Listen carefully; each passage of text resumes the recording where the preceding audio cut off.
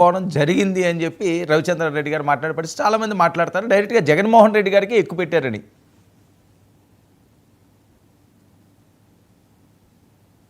బెంగళూరు ఉన్నటువంటి మిత్రులందరూ కూడా ముందుగా నమస్కారాలు. వర్మ గారు, ఇప్పుడు మధ్యాహ్నానికి ఈ డిస్కషన్ ముందు మీరు మరి విద్యాసాగర్ గారు చాలా అంశాల మీద మాట్లాడారు. మరి వాటి గురించి మరి మాట్లాడాల్సిన అవసరం కూడా ఉంది. ఖచ్చితంగా మీరు పర్మిట్ చేయాలని నేను కోరుతున్నాను. మాట్లాడండి. ఇప్పుడు ఈరోజు జగన్మోహన్ రెడ్డి గారు మాట్లాడడానికి అనేక కారణాలు ఉన్నాయి. ఎందుకంటే ఇటీవల జరిగినటువంటి స్థానిక సంస్థ ఎన్నికల్లో అధికార పార్టీ ఏ విధంగా వ్యవహరించిందో అందరూ కళ్ళకు కట్టినట్టుగా చూశారు.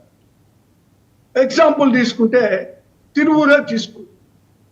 తిరువూరులో మరి 20 సీట్లు ఉంటే వైసీపీ 17 ఉంటే తెలుగుదేశం పార్టీ 3. మరి ఏ విధంగా వాళ్ళు కైవసం చేసుకుంటారు మరి వాళ్ళే చెప్పాలి. ఆ విధంగా కుప్పం దగ్గర నుంచి ఒక తిరువూరు కాదు నేను చెప్పాను, మెజారిటీ లేకపోయినా వాళ్ళు కైవసం చేసుకునేందుకు విఫలయత్నాలు చేస్తా ఉన్నారు. కొన్నిట్లో ఆల్రెడీ కూడా అవకాశాన్ని అందిపుచ్చుకున్నారు. అన్యాయం, అక్రమంగా వాళ్ళకు వాళ్ళు ప్రకటించుకొని మరి వాళ్ళు కైవసం చేసుకున్నారు. మాకు సంబంధించినటువంటి మెంబర్స్ని భయపెట్టో కిడ్నాప్ చేసో ఏదో ఒక విధంగా లోపరుచుకొని చేశారు.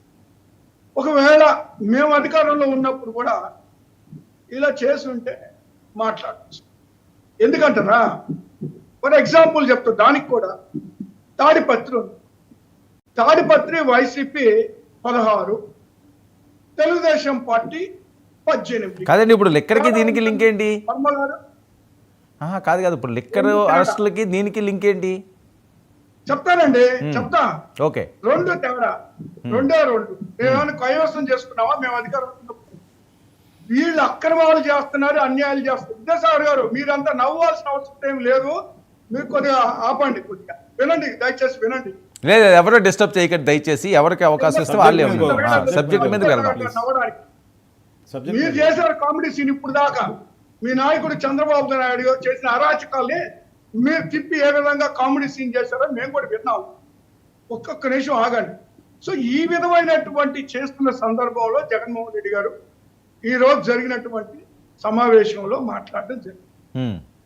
సో నేనేమంటానంటే, ఇప్పుడు వీళ్ళు ఏమంటారు, విద్యాసాగర్ గారు పక్కన పెట్టేశారు ఇప్పటికే, ఈ 11 కూడా రావు, చూద్దాం రేపు జరగబోయేటువంటి 2029లో ఎవరు పక్కన పెడతారో ఈ పార్టీగా ప్రజలకు అర్థమైంది. వీళ్ళకి అందరికన్నా వీళ్ళకి ఇంకా బాగా అర్థమైంది. వీళ్ళకి జరగబోయేటువంటి మరి అవమానం ఏందో, లేదా వీళ్ళకి జరగబోయే సత్కారం ఏందో 29లో ఈ సంవత్సరం లోపలే బాగా అర్థమైంది.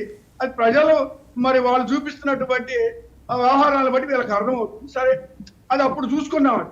తర్వాత వచ్చేసి మరి దళితుల గురించి కూడా తెలుగుదేశం పార్టీ మాట్లాడుతూ ఉంటే దెయ్యాలు వేదాలు ఒళ్ళిచ్చినట్టుగా ఆశ్చర్యంగా ఉంది.